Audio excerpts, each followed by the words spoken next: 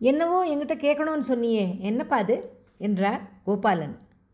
ஓ ஆமாம்ப்பா கோபாலா, எனக்கும் உங்கள் அம்மாவுக்கும் தோணித்து நாங்கள் பேசின்னு இருக்கச்சே, அதான் நம்ம குட்டி பயல் இருக்கானே மது, அவனுக்கு பூணல் போடலாமா உபநயனம் பண்ணி பார்க்கலாமான்னு நீ வந்தோடனே அவனை கேட்கணும்னு நினச்சிட்டு இருந்தோம், அதுதான்ப்பா என்றார் தாத்தா.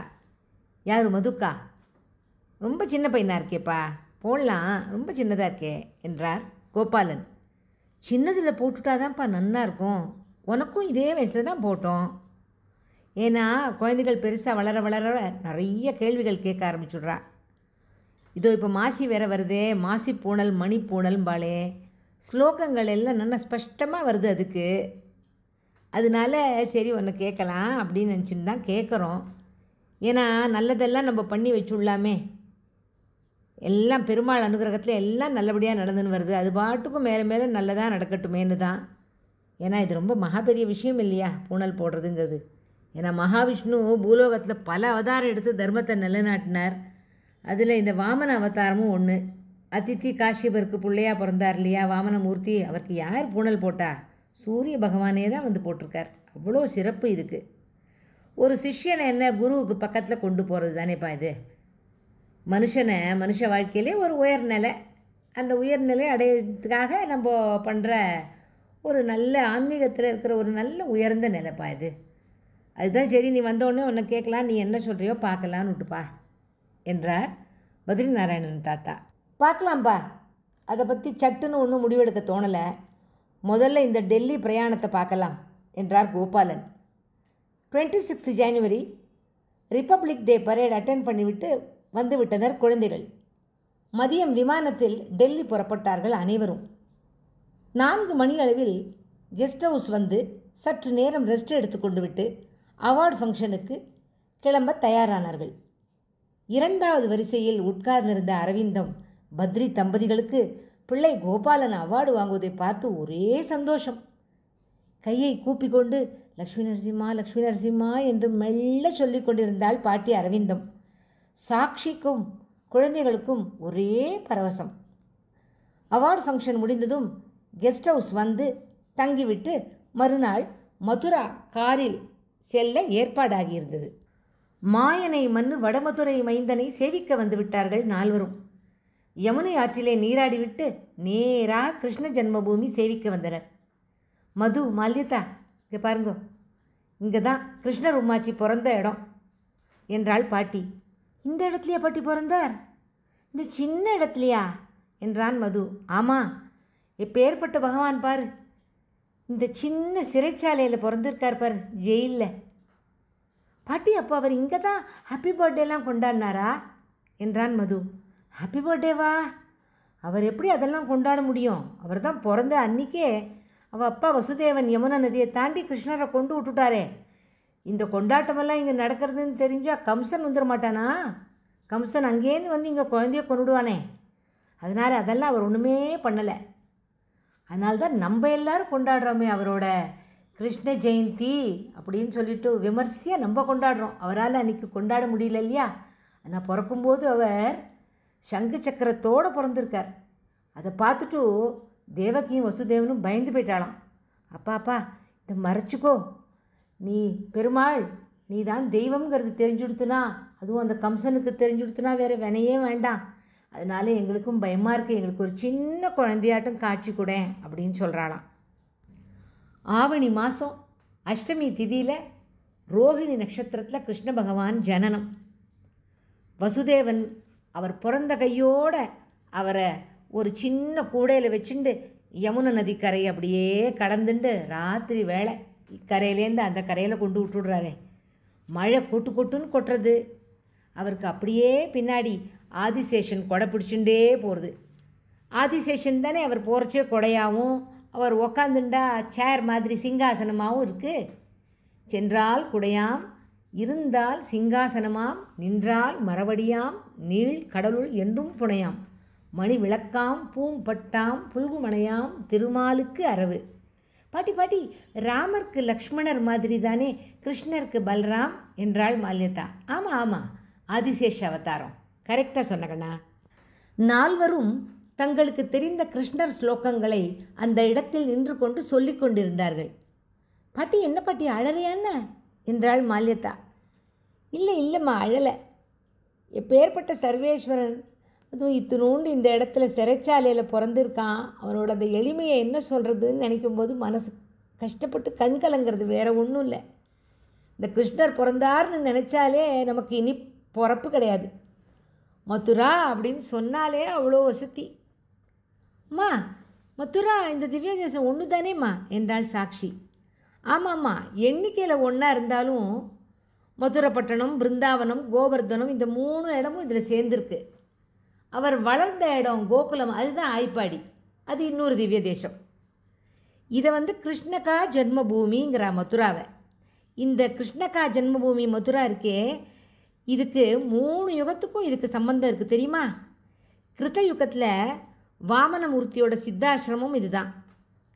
திரேதா யுகத்தில் சத்ருக்கணன் லவணாசுரனை முடிக்கிற இடமும் இதுதான். துவாபர யுகத்தில் கிருஷ்ண அவதாரமே இந்த இடத்துல தான். இதை சுற்றி நிறைய கோயில் இருக்குது இந்த மதுராவில். அது எல்லாத்தையும் பார்க்கறதுக்கு நம்மளால் இந்த 2 நாளில் போகிறவே போகாதுமா. மொத்த பூமிக்கும் விரஜபூமின்னு பேர். 168 மைல் இது. விரஜபூமின்னா என்ன பாட்டி என்றான் மது. விரஜபூமின்னா விரஜத்தின்னா என்ன? பெருமாள் தன்னோட திருவடி படுற மாதிரி எல்லா இடத்துலையும் நடந்திருக்கார், அதுதான் விரஜபூமி என்றாள் பாட்டி. எத்தனை ஆழ்வார் பாடியிருக்காமா இங்கே என்றார் கோபாலன். இங்கேயா? இங்கே 6 ஆழ்வார் பாடியிருக்கா. நம்மாழ்வார், குலசேகர ஆழ்வார், பெரிய ஆழ்வார், ஆண்டாள், திருமங்கை ஆழ்வார், அப்புறம் தொண்டரடிப்பொடி ஆழ்வார் எல்லாரும் பாடியிருக்கா இங்கே. மது, அந்த யமுனையில் குளித்தோமே, பிளாக் கலரில் இருந்ததே யமுனா, அந்த யமுனையில் குளிக்கிறவாளுக்கு பாவமெல்லாம் போயிடும், நல்ல தைரியத்தை கொடுப்பாளாம். காளிந்தின்னு பேர். அவள் தான் சூரியனோட புத்திரி. புத்திரினா என்ன பாட்டி? புத்திரின்னா பொண்ணு. ராசக்கிரீடை பண்ணின இடம் இந்த யமுனை கரையில் தான். நம்ம அக்ரூரர் காட்டு, கேசவ்ஜி மந்திர், போத்ரா குண்டம், விஸ்ராம் காட்டு, துர்வட்டீலா இதெல்லாம் போய் பார்த்துட்டு வந்துடலாமா? ஆனால் எல்லா இடமும் பார்க்கணும் அப்படின்னா இந்த 2 நாளில் முடியாது. முக்கியமாக இந்த இடங்கள்லாமும் பார்த்துடலாம். மொத்தம் 12 வனம் இருக்குது இங்கே. அப்புறம் முக்கியமான இடம் கோகுலத்தில் குழந்தைகள் பார்க்க வேண்டிய இடம். பார்த்தா அந்த இடத்த விட்டு நீங்கள்லாம் வரவே மாட்டேன். எந்த இடம் பாட்டி, எந்த இடம் பாட்டி என்றான் மது. முதல்ல கோகுலம் போகலாமா என்று சொல்லிவிட்டு கோகுலம் வந்தார்கள். கோகுலம் ஆயர்பாடி. பசுக்களோட கூட்டமே இங்கே தான். கண்ணன் பெருமாள் நல்லா வளர்ந்த இடம். அத்தனை விதமான விளையாட்டையும் இங்கே காமிச்சிருக்கார் அவர். உமாச்சி வாயை திறந்து ஆண் காட்டுறாரே தெரியுமா? யசோத கண்ணனுடைய அந்த கன்னத்தை கிள்ளி காதை திருகி காட்டு, வாயை காட்டு, எல்லோரும் கம்ப்ளைண்ட் பண்ணுறாளே, எங்கள் ஆற்று தயிரை எடுத்துனுட்டான், எங்கள் ஆற்று வெண்ணெயை சாப்பிட்டுட்டான்னு. அந்த கதை தெரியும்ல உனக்கு மது? தெரியும் பாட்டி. அதே தான், அந்த இடம்தான் இது. அப்போ சொல்கிறச்சே அவர் வாயை ஆண் திறந்து காட்டுறாரு பார், பிரம்மாண்ட காட்டுன்னு பேர் இங்கே தான். அப்போ அவர் வாயை திறந்து ஆண் காட்டுறச்சே என்ன இருந்தது பாட்டி அவர் வாய்க்குள்ளே? என்ன இருந்ததா? என்ன இல்லைன்னு கேட்கணும். அத்தனையும் உலகத்தில் இருக்கிற அத்தனை சமாச்சாரமும் அவரோட வாயில் தான். எங்கே நீ இருந்த, நான் இருந்தேன், ஏன் அவரே இருந்தார் அவர் வாய்க்குள்ளே. அந்த மாதிரி அத்தனை விஷயமும் அவரோட வாய்க்குள்ளேயே தான் இருந்தது. அந்த பெருமாளை பக்கத்தில் ஒரு உரலில் கட்டி வச்சாப்பார் யசோதை. இதோ இந்த இடம்தான் அது, உக்கல் பந்தன். எல்லாரும் கம்ப்ளைண்ட் பண்ணியிருக்காளே, கண்ணன் திருடன் திருடன் திருடன், நவநீத சோரன்லாம் சொல்கிறாளே. அவர் திருடனா? உண்மையில் அவர் திருடனே இல்லை. எப்படி பாட்டி அவர் திருடன் இல்லைன்னு சொல்ல முடியும்? அப்படி தான் சாப்பிட்ருக்காருல்ல எல்லா வெண்ணையும். எல்லாமே அவரோட சொத்து கண்ணா. இந்த வெண்ணையாட்டம், பாலாட்டம், தயிராட்டம் எல்லாமே அவரோட சொத்து. அவரோட சொத்து அவர் எடுத்துக்கிறதுக்கு அவர் எப்படி திருடன் ஆக முடியும்? திருடனே இல்லை. அந்த வெண்ணைங்கிறது என்ன? நம்ம எல்லாருக்குள்ளேயும் இருக்கிற அந்த ஆத்மா, அதான் வெள்ளை கலரில் இருக்கு பார், அதை அவன் எடுத்துக்கிறான்னா அது அவனோட சொத்து. ஒன்றும் திருடன் இல்லைப்பா என்றாள் பாட்டி. அந்த யசோதாக்கு கிடைச்ச அந்த பாக்கியம் வேற யாருக்கு கிடைக்கும்? பெருமாள் செலக்ட் பண்ணியிருக்கார் தனக்கு அம்மாவா யசோதை வரணுன்ட்டு. அப்பேற்பட்ட சர்வேஸ்வரனை குழந்தையா தன்னோட இடுப்பில் வச்சுண்டு கொஞ்சி கூத்தாடி, ஆஹா, அதுக்கு அத்தனை வித அலங்காரமும் பண்ணி பாக்யசாலி அந்த யசோதை. அதான் பாட்டி, என்ன தவம் செய்தனை யசோதான்னு ஒரு பாட்டு வருமே, அதானே என்றாள் மால்யத்தா. ஆமாம் என்றாள் பாட்டி. நந்தபவனம் சென்று அனைவரும் தொட்டில் ஆட்டினார்கள். அதன் பிறகு நேராக ரமன் ரெட்டி சென்றார்கள். அங்கே குழந்தைகளுக்கு உற்சாகம் கரை புரண்டு ஓடியது. பெரியவர்களான இவர்களும் அந்த மண்ணிலே புரண்டு விட்டு வந்தார்கள். ஆனால் குழந்தைகளை தடுக்கவே முடியவில்லை. அவர்கள் இருவரும் மண்ணில் புரண்டு புரண்டு விளையாடினார்கள். கண்ணன் திருவடிப்பட்ட இடமல்லவா அது, கொடுத்து வைத்திருக்க வேண்டுமே. கோவர்தன மலையையும் சென்று தரிசித்துவிட்டு அனைவரும் ஒரு லஸ்ஸி கடைக்கு சென்றார்கள். பொங்கி நுரை ததும்பும் மலாய் லஸ்ஸியை கண்ட மதுவின் கண்களில் ஒரே ஆனந்தம். ஸ்பூனில் எடுத்து ஒரு வெட்டு வெட்டினான். ஆஹா, சூப்பராக இருக்கு பாட்டி, ஐயோ என்ன ஸ்வீட் டேஸ்ட் பாரு என்றான். கிருஷ்ணருமாச்சி இப்படி தான் சாப்பிட்ருப்பார் இல்லைம்மா என்றான் மது. இப்படியா சாப்பிட்ருப்பார், பானை பானையாக அள்ளி அள்ளி சாப்பிட்ருப்பார் என்றாள் சாக்ஷி. கண்ணனின் அருளால் எல்லா வேலைகளையும் நன்கு முடித்து கொண்டு அன்று இரவே விமானம் மூலம் ஊர் வந்து வீட்டை அடைந்தார்கள் எல்லோரும்.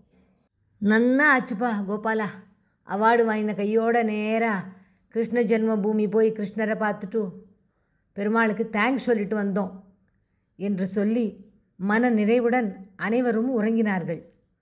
மறுநாள் காலை வெகு சீக்கிரமாக எழுந்துவிட்டாள் சாக்ஷி. அதை கவனித்த அரவிந்தம் பாட்டி, என்னம்மா சாக்ஷி இவ்வளோ சீக்கிரம், ஏன் இவ்வளோ சீக்கிரம் எழுந்துனுட்ட, நேற்று ராத்திரி தானே வந்திருக்கோம், என்னம்மா என்ன விஷயம் என்றாள். இல்லைம்மா, ரொம்ப முக்கியமான சமாச்சாரத்தை மறந்துட்டேன் என்று சொல்லி வேலையை கவனிக்க ஆரம்பித்தாள் சாக்ஷி.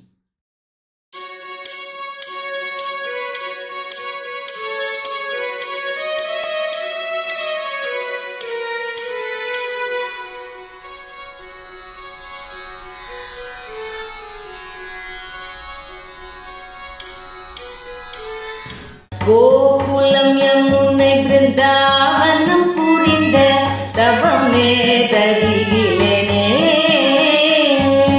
கோகுலம் யமுனை பிருந்தாவனம் புரிந்த தவமே தருகிலேனே.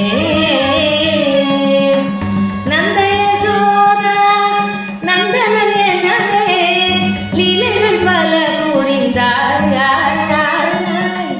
நந்த யசோதா நந்தனன் எனவே லீலைகள் பல புரிந்தாள். கோகுலம் யமுனை பிருந்தாவனம் புரிந்த தவமே தருகிலேனே.